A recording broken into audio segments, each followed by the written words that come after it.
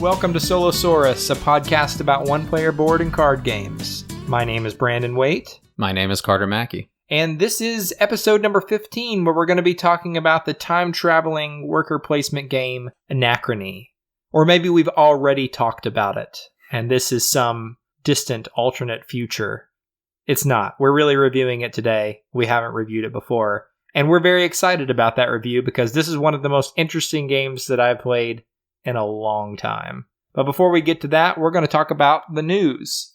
Our first bit of news today is that Friedman Fries, the designer of Power Grid and Friday, has announced a new big box game called Futuropia, which is interesting. It plays 1 to 4 players, and according to his description, which are always very difficult to understand because he is such an odd dude, in the future, we are all working toward joblessness. That is our society's goal. We want everything to be so well automated and so self-sufficient that we can create a self-sustaining society. And somehow that's what you're doing in this game.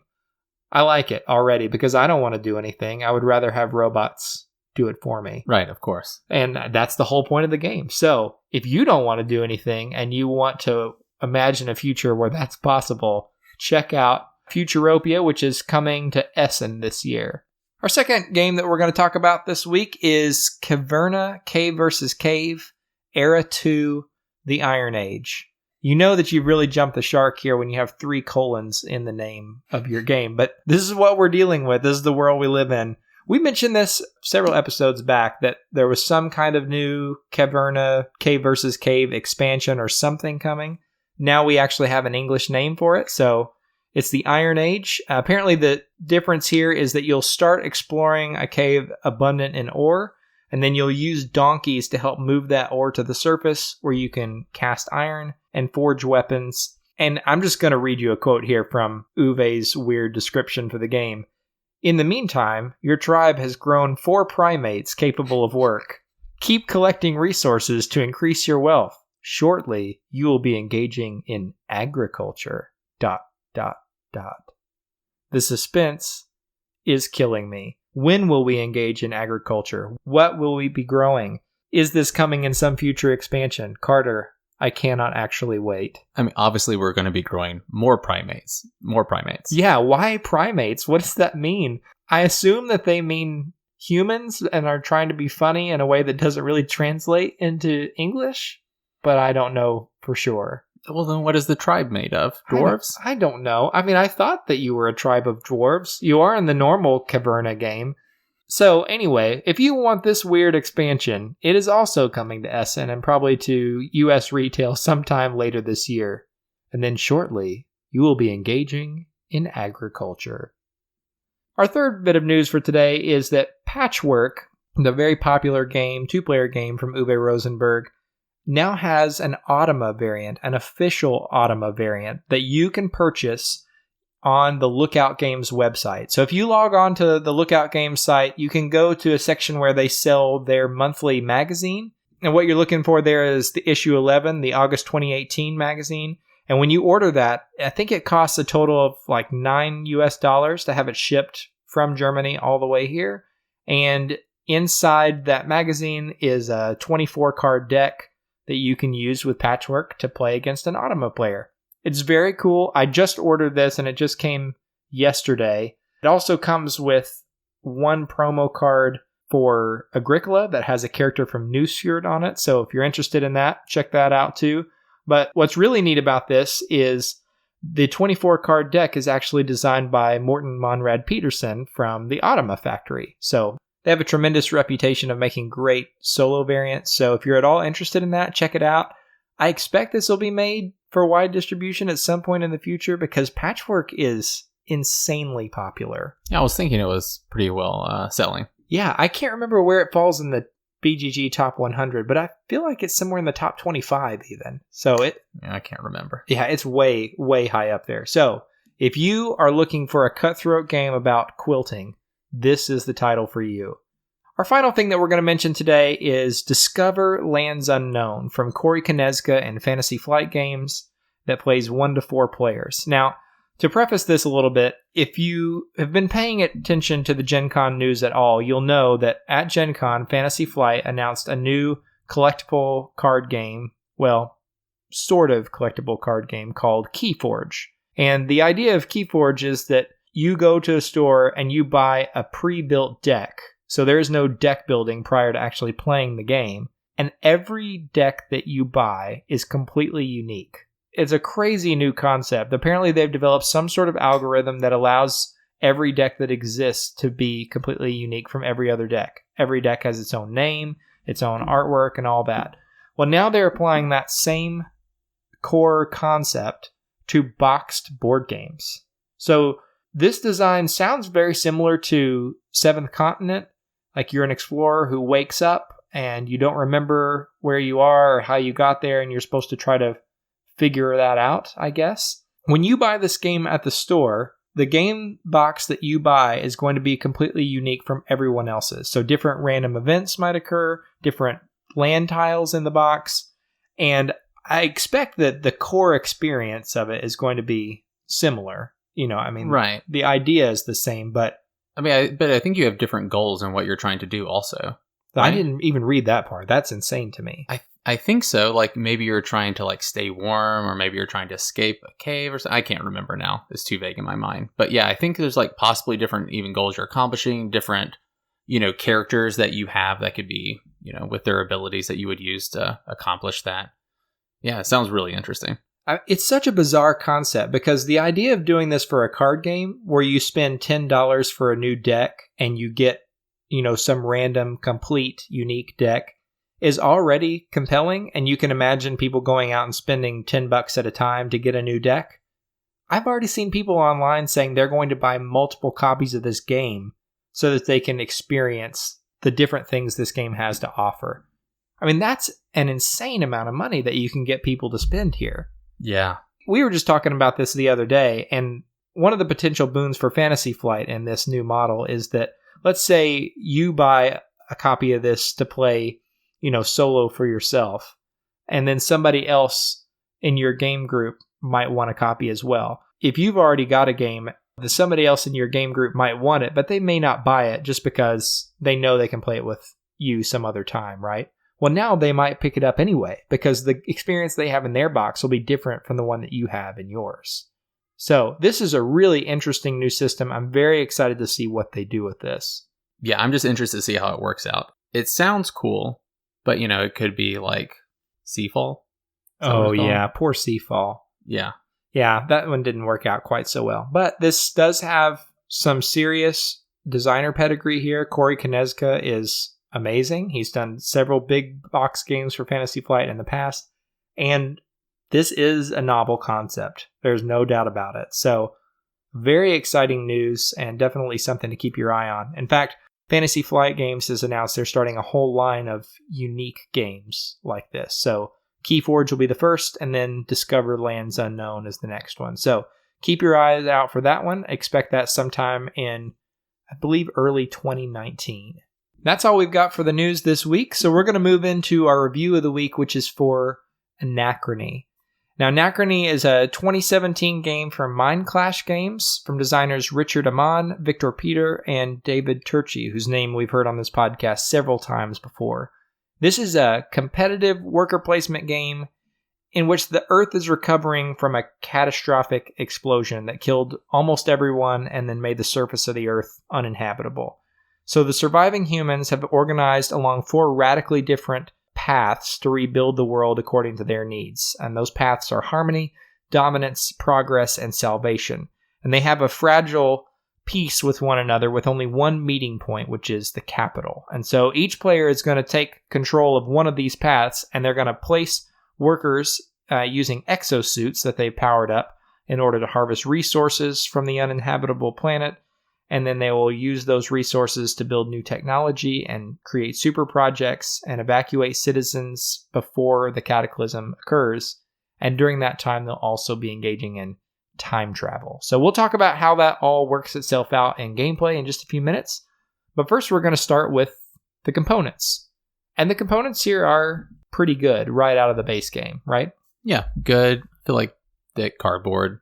Most of the art is good. The character art's not my favorite, but all the environmental stuff on the boards and everything I think looks great. Resources are, look good. I don't know. Yeah, I feel the same.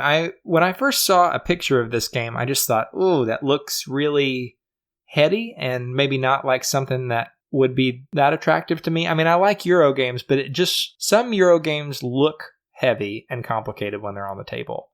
And based on the videos that I'd seen, I sort of got that impression of it. When you lay it all out, the artwork is, most of it is really gorgeous, especially the main board and the bigger player boards all look really great in a way that sucks you in more than you would expect. The card quality is wonderful. It has nice thick cards with a linen finish. Like you said, the cubes look good. The dice, there aren't many of them, but there are a few, and they look really great. Oh, the water, which are the little like kind of teardrop gem looking things. Oh yeah, those are fantastic looking. There should be more, but they look great. Oh, there should definitely be more. We were always running low on those in this game. But overall, the components are wonderful. And I'm saying here, the components for just the base box, because if you look up this game online, you'll see some pictures of some really cool minis that are used for the exosuits. Those are not actually included in the base game. So if you get the base game, a core element of this game is that you're putting workers in these sort of mechanized exosuits in order to go out and take worker placement actions.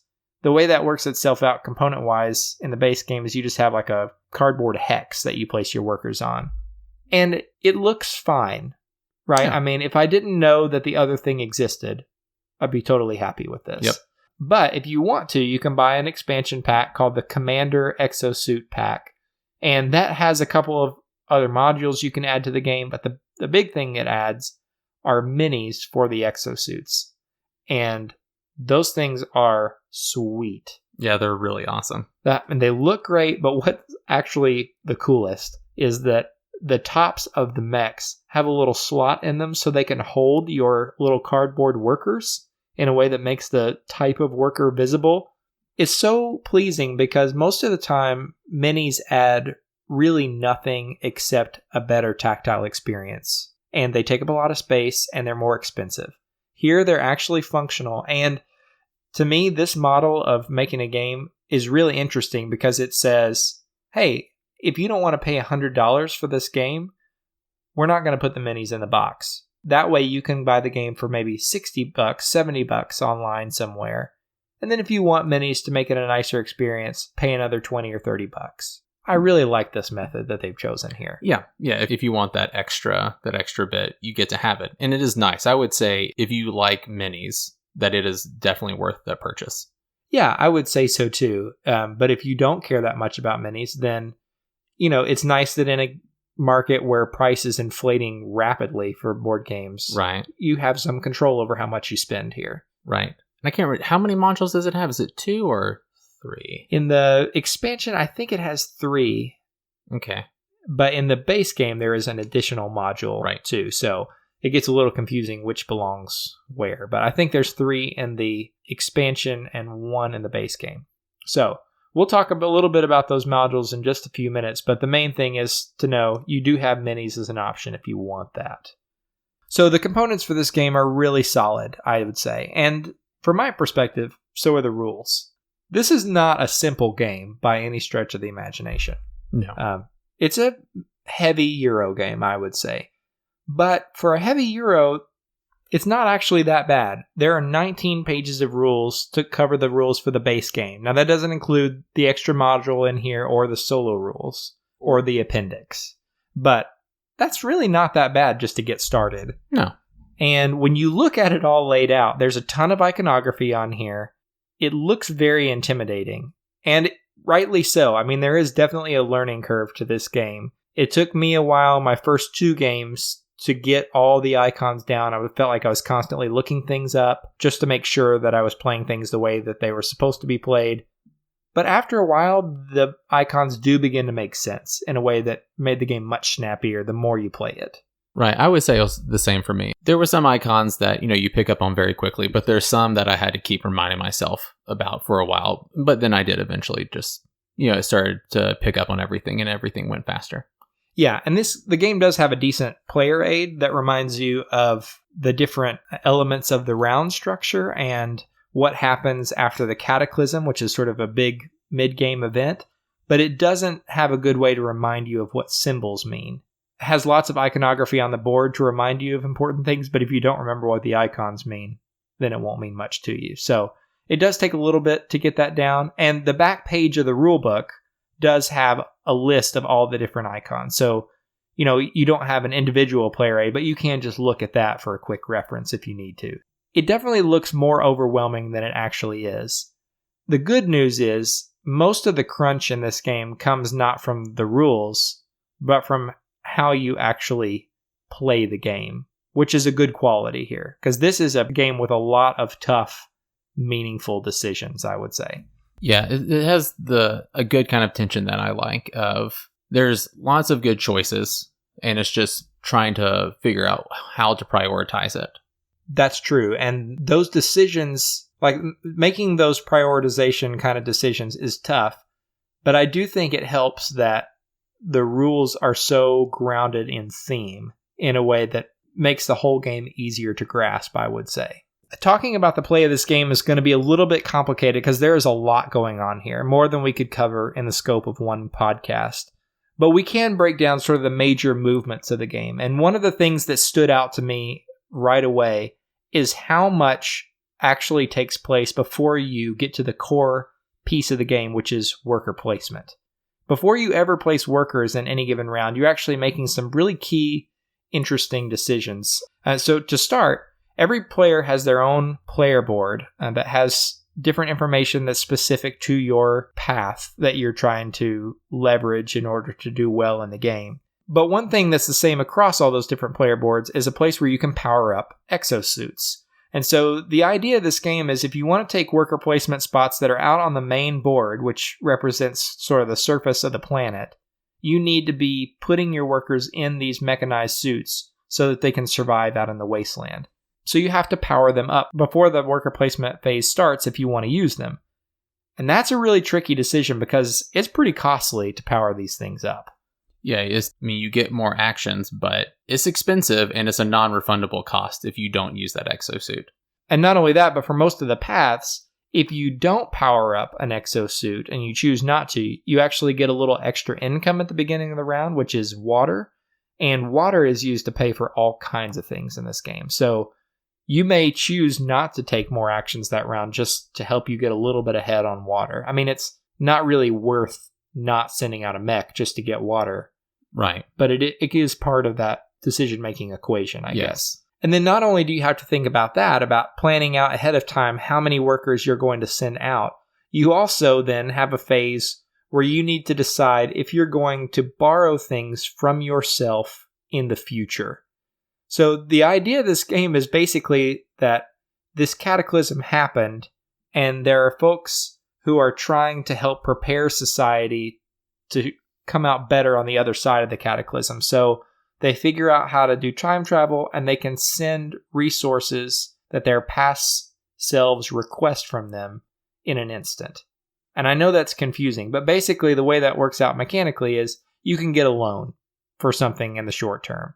And so you have this phase where you can put down these little tiles on the timeline and get, for instance, a free resource or a free powered up mech even.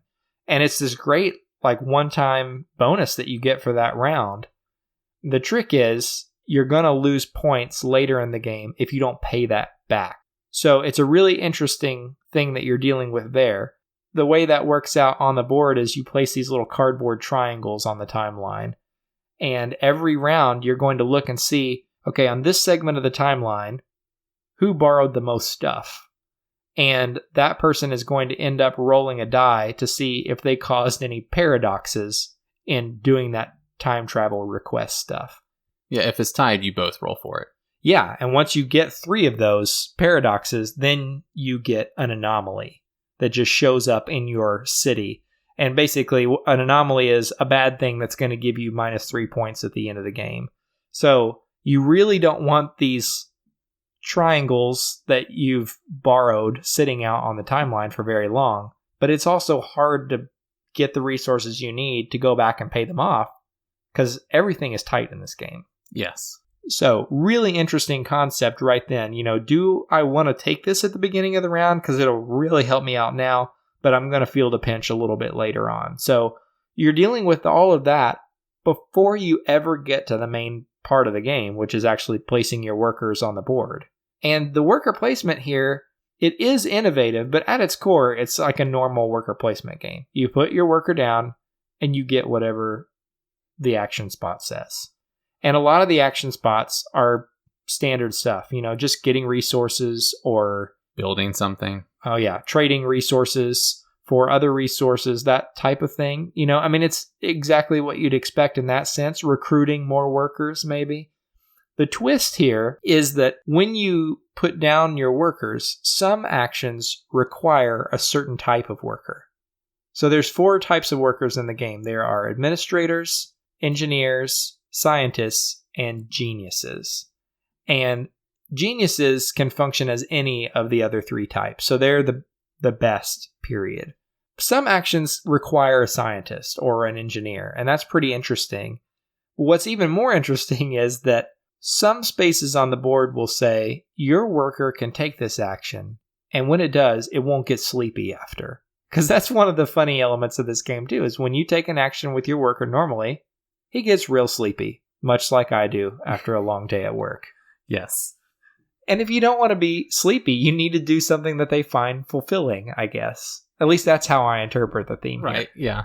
So your engineers really love mining resources, and if you send them out into the mines, they might come back with black lung, but they will also be happy to get up and do it again the next day, which is a really funny thematic thing, but it actually does make some sense, Or if you send an engineer out to go do a building project, he will get some kind of discount. So you have advantages to placing certain worker types down, even if there's not a worker requirement.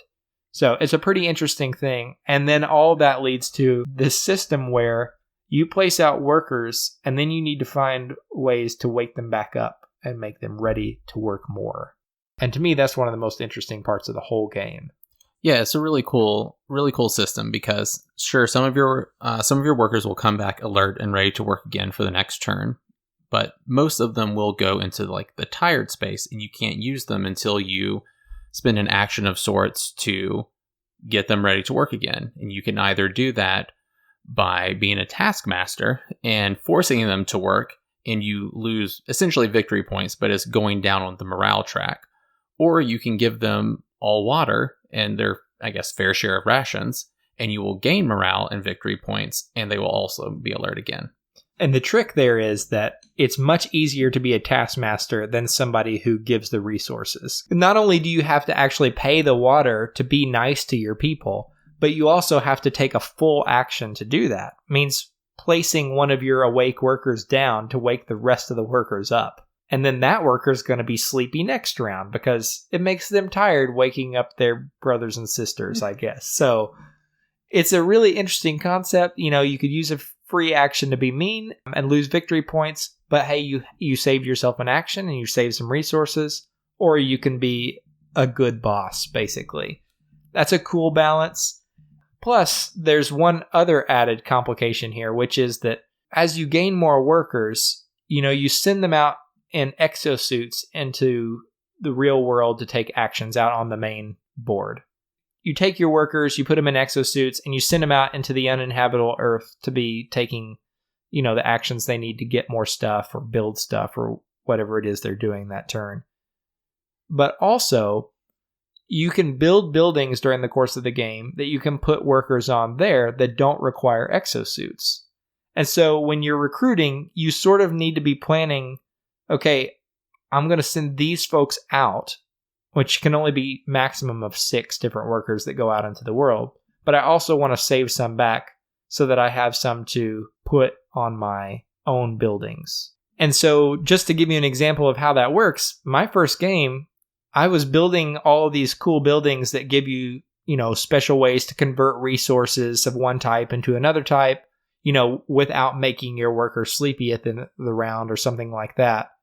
But then I didn't have enough workers set aside to actually use those buildings, or enough to use those buildings and do the exosuit actions I needed to. So it's this really interesting balance that you end up working out there as you try to make sure that you have enough for both the main board and your own board, and enough of the right types so that you can be as efficient as possible. In addition to all that, then you also have to think about where you actually place your buildings, because they make sort of an interesting puzzle out of that. Instead of each building having its own cost, the place that you put it on your board has a cost. And the further left you are in any given row of buildings, the cheaper it's going to be.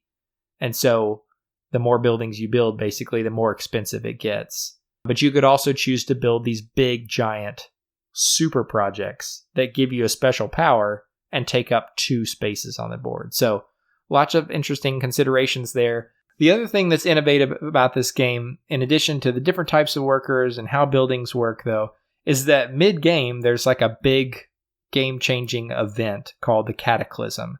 And when this happens, basically what you're going to do is put some extra bonus pieces on some of the main actions on the main board. And from now on, when somebody uses that space, it's the last time that space will be used in the game, period. And when all those spaces are used up, then the game is going to end, which creates some really interesting tension. Like in our game, we played multiplayer to begin with. We had this really interesting sort of tension that arose around, are we going to end the game this round to cut off extra points that this other player is going to get if he goes one more round and gets to keep running his engine? Or are we just going to end it now? And it's like Carter and I were both trying to decide which of us was going to end it first to try to get this guy to stop getting all the points he was earning. So it creates some interesting tension there that's present in the multiplayer game. Plus, there's an additional consideration here, which is you have a chance after the Cataclysm to place one of your workers in an evacuation spot, which is going to earn you this massive amount of points. And you don't want to be the last person to evacuate because there's a bit of a point penalty if you're the last person to get out of there. So all of these things come together in a way that just feels like nothing else I've ever really played before. And I just thought, this isn't a totally innovative new experience. I wouldn't say something like that. But I also can't think of a game that has felt this fresh using mechanisms I played with before. Yeah, it does a really good job of kind of combining and using them in a way that doesn't feel samey. Yeah, I would agree with that. Even variable game length alone. Yeah, it's nice not knowing exactly when it's going to end. And it being variable, not because, the card in the bottom of a deck, you're not sure when it's going to come and end the game. It's players can push it to that ending early, or they can try to delay it and make it last longer. Yeah, I really like that tension that it creates. And what's really cool is that actually works out in the solo game as well. So we haven't talked much about the solo portion of this game yet so far in this review, but here's where I want to say this is a unique and very cool way to handle solo play, because the way solo play works in this game is you're going to play against a character called the Chronobot, which is a silly name for a mech that doesn't need people inside it to do the actions, basically. And also, just a side note here, if you get the Commander Exosuit pack, it actually comes with minis for this character. The minis actually double as one of the modules in a multiplayer game, or you can use them for this character in solo, which just feels like a nice little bonus to me. Yeah, it's nice. Very nice. It looks great on the table. But this system is so different because it gives you a whole little sideboard, and basically you have 6 different tokens that you'll put on different tracks on the board, and every turn you're going to roll a die and move one of these tokens forward on the track, and you'll take whatever action was on the space where you were when you rolled. And that is so fascinating because we've played and reviewed games on this show before where you just have an Automa-style deck, which is how most of these AI players are run now, where you just flip a card on the AI's turn and then do whatever it says. And the problem that we've had with that in the past is sometimes it just feels arbitrary, right? Like I'm especially thinking of the Voyages of Marco Polo. That was one thing you really didn't like. Right, yeah. It just felt like somebody's blocking you, but I can't get the sense that I do in a multiplayer game of where this person is going, just by looking at their strategy across the table. What's great about this system is you can see, okay, here are 6 potential actions that this bot could take next turn. I can see them all laid out here. I can see the different goals that he's building toward and the progress that he's making toward them, but I don't know quite what he's going to do because it's still ultimately determined by a random die roll. And man, that feels so good because you're collecting resources, and a few different resources for him and keeping track of a few things on the board. So it's not as streamlined necessarily as just flipping a card and doing the thing like it is in, Raiders of the North Sea or Viticulture or something like that. But I don't mind that because this feels more like playing against a human opponent than any system that I've played with so far. Yeah, it's really nice being able to see or just kind of anticipate possibly what's coming. And it really does replicate that that feeling of, instead of it gets just the tension of, oh, how important do I want to make it to try to get this step before, the automa does, versus like, okay, well, here's my probability of what they're going to do. And you can kind of plan your turn like that because you do that all the time in multiplayer games. You can look and say, there's no way that anyone's going to take this action because they can't. And so you can delay using that action and prioritize other things. And so it really captures that well in my mind.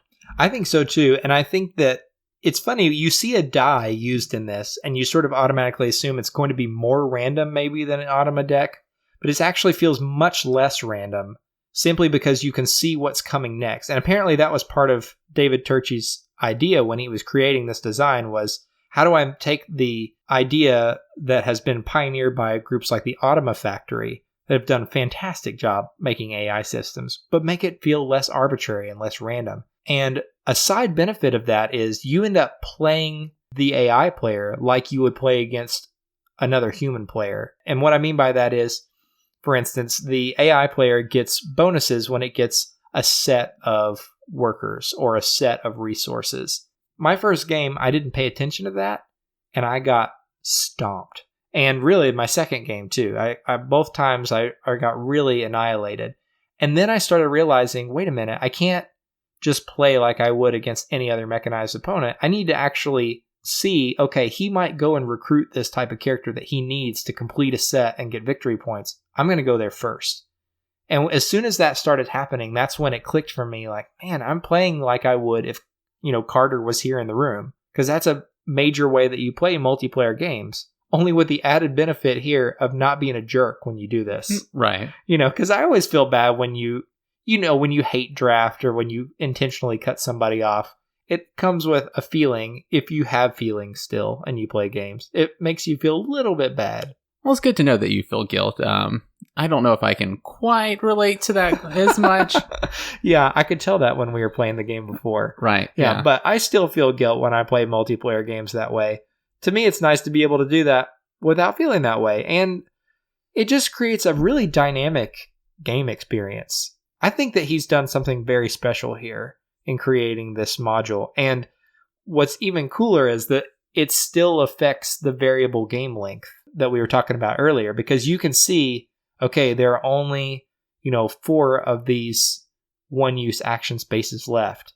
I can see that he might take these 2 this turn. So do I want to get in there and take them before he does? Or do I want to try to do other things, hoping that maybe this will go one more round so I can earn more points? It just is fascinating to me, all the different things this kind of mode unlocks. The only thing that I'm not crazy about here with the Chronobot is that I played this game several times now, and I have beaten it on normal mode. I didn't even bother playing the easy mode because it just sounded a little too easy. Yeah, I would agree. And I like a good challenge, and the normal mode is definitely a good challenge. But I can see getting to a point where you really want a little bit of something more, and the rulebook does allow for that. Side note here, the rules for the Automa are very short. They're like 2 pages. It does take some getting used to. Yeah, it's only 2. Well, I think it's like 3 pages maybe total, but there's a lot of flipping back and forth. I would say the first half of the game for me, of the very first one I played, was very Well, not very. It was slow. It was just slow because there was a lot of looking up, reading, making sure I was doing it correct. So yeah. It was for me too. And some of that plays into the difficulty of the game, right? Because you're still wrapping your head around what all the Automa can do, or the Chronobot. I guess I should use his proper name. Right. Yeah. And so some of that plays into the difficulty. But once you get that down and you learn to play against the Chronobot, I really want a harder mode. And it offers how to make it more difficult, but it's not very compelling way to me. It's not ways that I really like. It just kind of feels less fair. Yeah, I would agree, because one of the key things about this game that's so fun is that every game you get a different path, which has its own special power, its own special player board, and you get a leader for that path that has its own special power. And that's all really cool because it adds a ton of replayability to the game. And the way they handle making the game harder is just don't use your leader ability. And man, I don't like that at all, because that's one of the things that makes it fun, you know? Right. Yeah. It's fun to feel like I have a thing that's special and different that makes me more powerful than other people in this particular way. You're not overall more powerful, right? Right. But taking away that thing about my experience that's unique in order to make it harder is just not a fun way to even the playing field. Yeah, I think for me, I guess the uniqueness of the leader is what almost adds the most uniqueness. Like, the player boards are different and there's a slight different point condition to evacuating, but the leader ability is the one I feel like you really are leaning on the most of how to exploit and trying to find ways to make sure you're exploiting it to its, I guess, to its fullest. And taking that away, it isn't very appealing. No, it's really not. To the point where I will probably just stick with the normal mode at this point. I mean, there are probably ways that you could tweak this to make it harder using some other method. I feel like it can definitely be done. I don't really want to homebrew it because I don't want to unbalance the game, I guess. But I just wish that they could have included some other way here. I want to keep what's unique about this play experience. And the leaders are definitely what contribute to that the most. So that part is definitely a letdown. I don't think it's a game breaker by any means. The game is still a challenge on normal mode for sure. Mm-hmm. And the dice and the way the dice may line up, the timing of him using a particular action one round may be really beneficial for you or may really hurt you. Right. So that changes from game to game in a way that will create different experiences. The way buildings come out, what's available, what the Automa takes up before you get a chance to. Yeah. And even the way resources come out from round to round, because there's a deck that drives which resources come out and which workers come out. So like all of that creates very different experiences game to game. So again, not a deal breaker, but it's just a disappointment in what's otherwise a great package here. We could say more about this game. There's obviously a lot more going on here than we've already mentioned, but I think we've given a pretty good overview of how the game plays and what it feels like to play the game. So let's just move into what we always end with on our show, which is talking about the good and the bad and the ugly elements of this game. And for me, the game has so much good in this box. This just feels heavy and deeply thematic in a way that I haven't experienced in a game for some time. Yeah, I really liked it a lot. And I'll say, like, any review that I watched of the game was not very compelling to me. It didn't look that interesting to me, but, people said good things about it. So I was like, well, there's probably something there. And I was very pleasantly surprised at how much I did enjoy the game and how good it felt to actually do these things, even though on paper it really wasn't compelling to me.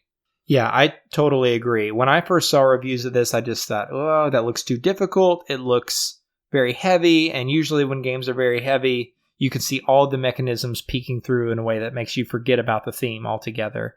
I feel like the theme and the mechanics are very well integrated here. And yet the mechanics are different and interesting and they mesh together well. And it creates a dynamic kind of play experience. I felt more tension in this game than I feel in most other Euros. Some of that is the way the Chronobot is handled, and that is very firmly in the good category for me. This is my favorite solo system in a game, period. It just works so well. It really does. David Turchi, you are a genius. I only hope that you are listening to this podcast. I'm sure you don't really, but If you are, thank you. This is such a cool alternative to the Automa deck, even though I still really like that system. I've just never seen anything like this, and I would love to see this implemented in other games, because I think this could be applied pretty broadly, actually, in place of something like an Automa deck. Yeah, I mean, it's accomplishing the same thing, but with a little bit more control and just adding back that kind of anticipation. Yes, that right now, David Turczi is right up there with Morton Monrad Peterson and the Automa Factory for me in terms of how high quality his solo variants actually are. Which, by the way, has me very excited for Teotihuacan, the sequel to Zolkin, because he's doing the solo variant for that as well. I don't know if it's the same style or not, but I'm really crossing my fingers that it is. Yeah, that'd be great. Yeah, I really just want to see how it looks in other games. Right. So if you are thinking about picking up this game for solo play and just wondering, is this solo variant good enough on its own to warrant purchasing the game? I would say yes. Absolutely. You don't need to be able to play this multiplayer in order to get your money's worth out of this. This is a really compelling system. And that, combined with the fact that the production quality is excellent, the replayability is so high. I mean, there are 4 different paths in the box, plus each path has 2 different leaders that you can use. That alone is already a ton of replayability. Right. Well, and they also have 2 different victory point conditions for evacuating. Oh yeah, I've forgotten about that. So all of that is changes from game to game, plus the workers come out randomly, the resources come out randomly, and the way the bot works is all going to be different, and buildings that come out, and there are way more buildings than you'll go through in one game. So like half, maybe? Maybe half, I would say. So there's some overlap. I mean, there's some duplicate buildings in each stack. Oh yeah, I guess there is. But it still feels like there's a lot of variability there. Oh, and when certain buildings come out in the course of the games, some buildings are great in the beginning and not great at the end. That's true. And the super projects that you'll only use about half of those as well. Oh, yeah, that's right. And those are they feel game breaking when you get. They're very different. So all of that provides a crazy replayable experience just using the base game here. All of that for me is excellent. All these mechanisms work together. The theme works. It's a great package in almost every way. There are just a couple of bad things that I would note here. The first is not being able to up the difficulty setting to hard without getting rid of that leader ability. That just feels like a bad move, and one that I wish they had handled differently. Not a game breaker, but just not the best option here. Yeah, right. And the other thing is, there is another module in the box of the base game called the Doomsday module, and that I haven't played with it yet, but basically the Cataclysm, which is so core to the main game, may not even happen, depending on what players do and how they interact with this module. It doesn't work with the solo game. And when you buy the Commander Exosuit pack, that has a couple more modules in that, and those also don't integrate with the base game. And that's a bit of a disappointment for me. I don't need expansion content. I feel like often expansion content just bloats the game in a way that makes me not really want to play it as much. I don't need every mechanism you can imagine thrown at me to enjoy it, but it would be nice for extra variability if the things that I paid for here in the box could also integrate with this solo system. Right. That's the only thing, especially if you get the Commander Exo pack, is that you have those expansions, and if you're only playing, or those modules, and if you're only playing solo, you don't get to use them. Yeah, that is a bit of a bummer, but maybe you could sell them on eBay or something to somebody who doesn't want to buy the whole pack. So I don't know what to tell you there, but that is a bit of a letdown. As far as things that are ugly are concerned, I actually can't think of anything. Would you say that's true for you as well? Yeah, there's nothing ugly. I mean, the same bads that you said I'm with, but yeah, there's nothing that just really glares at me as far as I wish was different or not there. Yeah, this is a really solid package, and honestly, increasingly when I play games, it is not enough for me anymore for a game to be good. There are just too many games that come out every year for me to settle for games that are good. Because there's lots of good games. Oh, there's so many good games every year. It's not like the market is just generating trash as we get more and more titles. I mean, there are lots of mediocre and bad games out there, but more often than not, games are solid. That's just not enough for me. I keep a very lean collection. I have about 50 games, and that's from somebody who's been playing games since 2010 at this point. So to only have accumulated that many is kind of a rarity, I feel like, in this hobby, because more and more people seem to have collections of hundreds. I want a collection of games that I really love. And especially when this many titles are competing for your attention, I just feel like you need to latch on to the ones that are really worth playing and that you're actually going to crack out over and over again. For me, this is definitely one of those titles. I love this game. I mean, after my first play of this, I thought about it for the next 2 days. I wanted to play it again so badly. And I've played it several times since I got it. This is one of the best games I've played in a long time. And it's not something completely new and out of left field. It just does what it does really, really well. The folks at Mind Clash Games have me officially interested in whatever project they do from here on out, because it's just that good. Yeah, I really, really like the game. I really enjoyed it. Multiplayer, really, really enjoyed it solo. It felt great. And I mean, it is still definitely a heavy Euro. So you need to like heavy Euros if you're going to enjoy this game. But just the way the solo system worked was great. I've never seen anything like that before. I don't think I like it quite as much as you, but I did love the game and would definitely play it, I think, a lot more times. Yeah, this is just an outstanding experience. And, that's coming from somebody who's newer to solo games and from somebody who's been playing quite a bit. I just think this is something special. And so we wholeheartedly give this the Solosaurus stamp of approval. And that means for us that this is a game that we love. This is a top tier game. And not only that, if you only buy this to play it solo, you have made a very worthy purchase here. And I should say, though, saying that, it is also a great purchase if you're somebody who plays multiplayer too. The multiplayer experience is great. It feels different enough to warrant playing it both ways, but you're not missing out on major things when you play it solo. I mean, it's really that good. Right. It's just minor little module type things. Some, I guess, different little tensions, but yeah, it's really good. The Chronobot board and how it works, it works so well for it.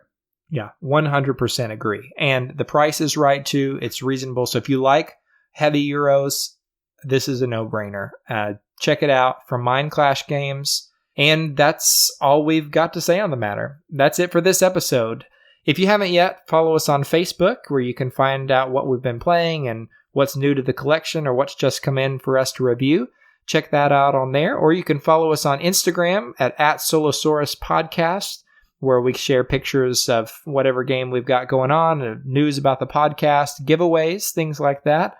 Also, you can send us an email if you have a question or a comment that you'd like us to hear. If it's really good, we might even feature it on the show. You can email us at solosaurus@gmail.com. And finally, if you haven't yet, please go onto iTunes and rate or review the show. It sounds like such a small thing, but it does a lot to help podcasts like ours get recognition and to show up when people search about board games. So please go onto iTunes and rate us or review us. And that's everything. Until next time, I'm Brandon Waite.